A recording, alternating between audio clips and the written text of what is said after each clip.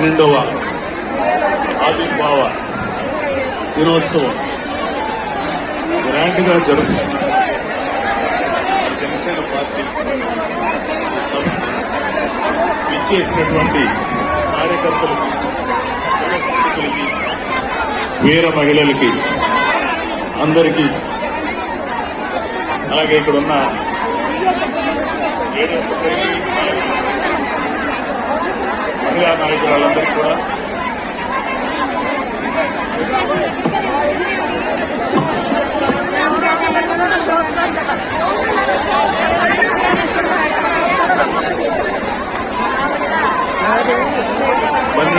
జనసేన ఆవిర్భావ దినోత్సవ శుభాకాంక్షలు తెలియజేస్తుంది.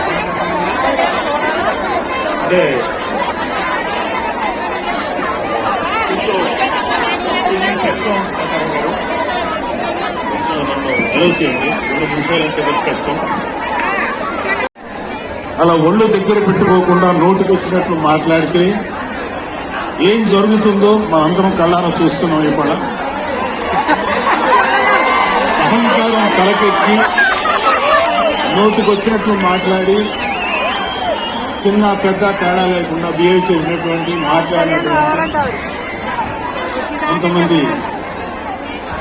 ప్రతిపక్ష అని చెప్పలేము లేదు, ప్రతిపక్షం లేదు కదా, నాయకులకి ఏం జరిగిందో తెలుసుకున్నాం కాబట్టి ప్రతి మాట ఆచితూచి మాట్లాడాలి. సో అందుకని కొంచెం అది కూడా కాకుండా మేమందరం కూడా మాకు కొన్ని లిమిటేషన్స్ ఉన్నాయి. మన ప్రెసిడెంట్ గారు ఏమాత్రం ఒక మాట తేడాగా మాట్లాడినా, ఒక ఏ విధంగా స్పేర్ చేయనటువంటి వ్యక్తి, ఒక డిసిప్లైన్ లీడర్ ఆయన. సో ఆయన ఆధ్వర్యంలో చాలా జాగ్రత్తగా పనిచేస్తాం, జాగ్రత్తగా మాట్లాడుతాం. Thank you very much. అసలు ఒక 12 సంవత్సరాల కాలం అంటే మన హిందూ సాంప్రదాయంలో 12 సంవత్సరాలకి ఒక ప్రత్యేకత ఉంది. మన కృష్ణా, గోదావరి లాంటి నదులకి పుష్కరాలు జరుగుతుంటాయి, చాలా పవిత్రమైన రోజులు. అలాగా మిగతా అన్ని ఆవిర్భావ సభలు ఒకటైతే ఈ 12వ ఆవిర్భావ సభ ఒక నదికి వచ్చిన పుష్కరాలు ఎంత పవిత్రమైన అంత గొప్ప రోజు ఈరోజు.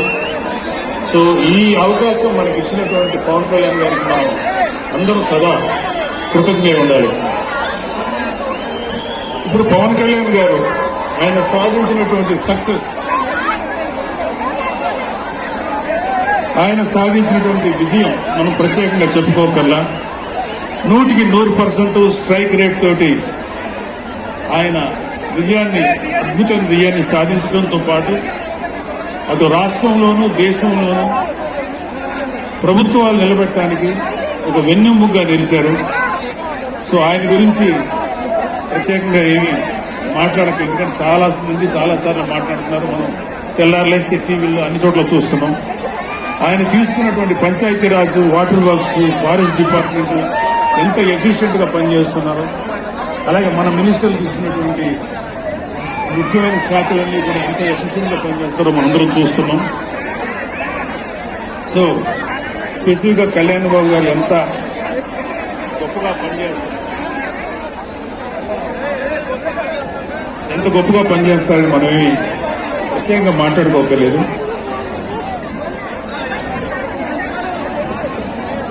సో అయితే ఎన్ని మాట్లాడినా ఒక విషయం అయితే మనం మాట్లాడుకోవాలి. ఒక సినిమా స్క్రిప్ట్ కానీ, ఒక ఉపన్యాసం కానీ, దానికి కొన్ని లక్షణాలు ఉంటాయి. అంటే ప్రతి స్పీచ్ లోనూ ఒక హీరో, అంటే ఒక సినిమాకి చెప్పిన ఒక హీరో, ఒక విలను, ఒక హీరోయిన్, ఒక హాస్యగాడు, ఇలా ఉంటారు. సో మనం వైసీపీ హాస్యగాళ్ళ గురించి చెప్పుకోకుండా ఈ స్పీచ్ ని ఎండ్ చేయలేం.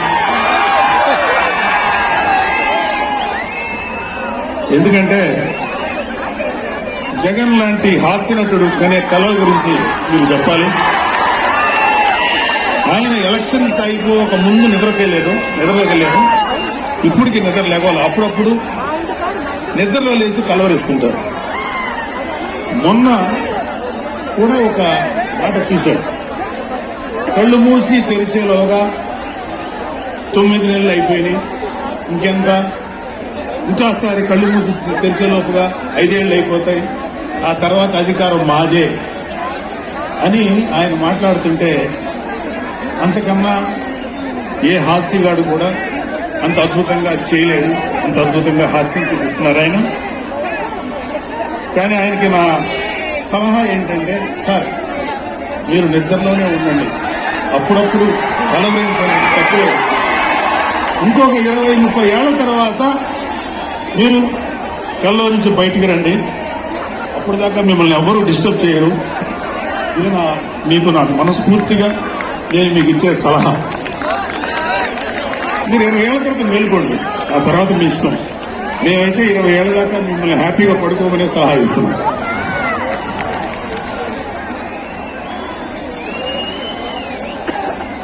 సో ఆంధ్రప్రదేశ్లో పవన్ కళ్యాణ్ గారి యొక్క చొరవతోటి ఏర్పాటైనటువంటి ఈ కూటమి ప్రభుత్వం ఎన్ని చోట్ల ఎంత పెద్ద సక్సెస్ అయిందో, ఎంత 164 సీట్లు సాధించే దిశగా ఆయన ఎంత కష్టపడ్డారో మనందరికీ తెలుసు.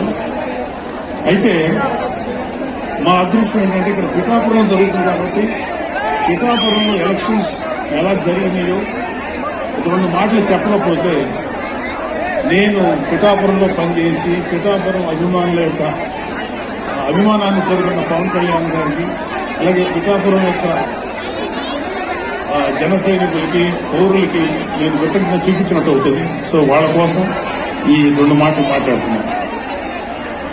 సో పవన్ కళ్యాణ్ గారు పిఠాపురంలో మమ్మల్ని పనిచేయమన్నారు. అంటే నన్ను, మా ఫ్రెండ్ అజయ్ గారిని, అలాగే మర్రెడ్డి గారిని, రత్నం గారిని, శంకర్ గౌడ్, మహేంద్ర, మంచికర్ల సందీప్, ఇలా మాకందరికీ పిఠాపురంలో పనిచేసే అవకాశం ఇచ్చారు. మేము పని మొదలుపెట్టిన తర్వాత మాకు అర్థమైంది ఏంటంటే,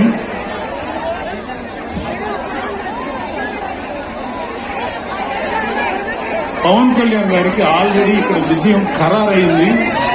మనం ఓన్లీ పని చేస్తున్నట్టుగా ఉండడమే తప్ప మనం కొత్తగా చేయాల్సిన పని ఏమీ లేదు అని చెప్పి నాకు అర్థమైంది. నాకే కాదు మా అందరికీ అర్థమైంది. సో మేము దీన్ని ఎంత గొప్ప అదృష్టంగా తీసుకుంటున్నామంటే, పవన్ కళ్యాణ్ గారు మీరు పని చేసేటువంటి మీరు ఇక్కడ ఏదో పని చేసామనే తృప్తి మాకు ఇవ్వటం కోసం ఆయన ఈ మమ్మల్ని అపాయింట్ చేశారు తప్ప ఆయన గెలుస్తారనేది, ఆయన అఖండ విజయం సాధిస్తారని ఆయన ముందే తెలుసు. కానీ ఆ సాటిస్ఫాక్షన్ మాకు ఇవ్వడం కోసం మాకు ఈ అవకాశం ఇచ్చారు. అయితే అది మా అదృష్టంగానే ఫీల్ అవుతుంది. చంద్రుడికో నూలు పోగులాగా ఆయన పడిన కష్టానికి ఒక చిన్న పని చేసేవాడి తృప్తి అయితే మాత్రం మాకు నిజంగానే ఉంది. అయితే ఇక్కడ పిఠాపురంలో పవన్ కళ్యాణ్ గారు అఖండ విజయం సాధించడానికి 2 ఫ్యాక్టర్స్, 2 ఇంపార్టెంట్ ఫ్యాక్టర్స్. ఒకటి మన ప్రెసిడెంట్ జనసేన పవన్ కళ్యాణ్ గారు అయితే, రెండో ఫ్యాక్టర్, నాట్ ఫ్యాక్టర్, పిఠాపురం జన సైనికులు, పిఠాపురం పౌరులు, పిఠాపురం ఓటర్స్. వీళ్ళిద్దరూ లేకపోతే మేము ఎంత ఏమి చేసినా ఏం ఉపయోగం లేదు. సో మాలో ఎవరైనా ఇంకెవరైనా సరే పవన్ కళ్యాణ్ గారి విజయానికి నేనే దోహదపడ్డాను అని ఎవరన్నా అనుకుంటే అది వారి కర్మ, అంతకంటే ఏం చేయలేదు. సో మా అమ్మని అడిగాను, అంటే ఆవిడ నాకు చాలా ఫ్రెండ్లీగా ఉంటుంది.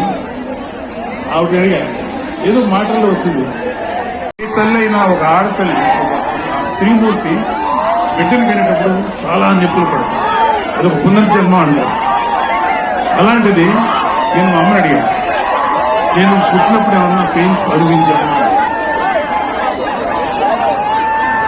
మా అమ్మని, నువ్వు పుట్టినప్పుడు నేను అనుభవించిన పెయిన్స్ భూమి మీద ఆడది అనుభవించలేదు, అంత కష్టం పుట్టేవాళ్ళు.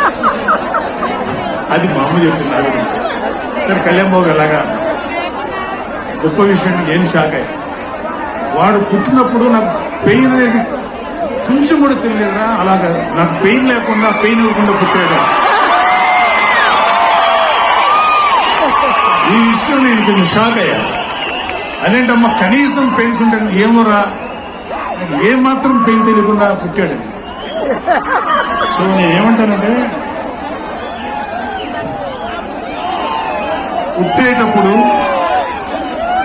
కన్న తల్లికి కూడా ఏమాత్రం నొప్పి బాధ ఇవ్వకుండా పుట్టిన పవన్ కళ్యాణ్ లాంటి అలాంటి నాయకుడు ఈ కూటమి భాగస్వామ్యంలో ఉప ముఖ్యమంత్రిగా ఉన్న నాయకుడు ప్రజలకి ఎందుకు బాధలు రాణిస్తాడు? వీళ్ళకి ఏ బాధలు కష్టాలు రాకుండా గుండెల్లో పెట్టుకొని చూసుకుంటాడు. అది మనం కళ్ళారా ఈ రోజు చూస్తున్నాం. ఇప్పుడు మనం చూస్తున్నది ఆవగింజలు అరవంతు మాత్రమే. కూటమి భాగస్వామ్యంలో పవన్ కళ్యాణ్ గారి భాగస్వామ్యంలో జరుగుతున్న కూటమి ప్రభుత్వం పరిపాలన ఆవగింజలు అరసాకలు ఇంకా చాలా ఉంది. ఇప్పుడు చూస్తుంది just tip of the iceberg.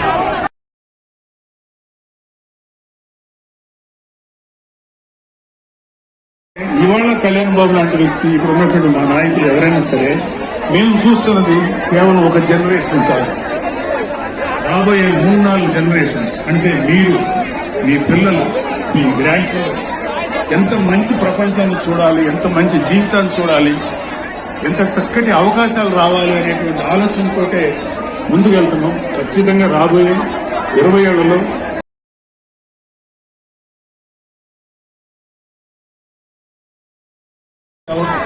కావటానికి ప్రోత్సహించినటువంటి వ్యక్తులకి నేను ఎమ్మెల్సీగా ఉండాలని కోరుతున్నాను. మీలాంటి ఎంతో అభిమానించే కార్యకర్తలు, అలాగే మా నాయకులు, ఆ రోజు నాకు సపోర్ట్ వచ్చినటువంటి మా నాయకులందరూ, మనోహర్ గారు, రామకృష్ణ గారు, విష్ణుకుమార్ రాజు గారు, లోకేష్ గారు, వీళ్ళందరూ కూడా నా హృదయపూర్వక కృతజ్ఞతలు. అంటే దేవుడు అనేవాడు మనం అడిగితే వరాలు ఇస్తాడు, ఖచ్చితంగా వరాలు ఇస్తాడు. కానీ అడగకుండా వరాలు ఇచ్చేవాడు పవన్ కళ్యాణ్. అతను ఏమని పిలవాలో మీరే డిసైడ్ చేస్తున్నాను.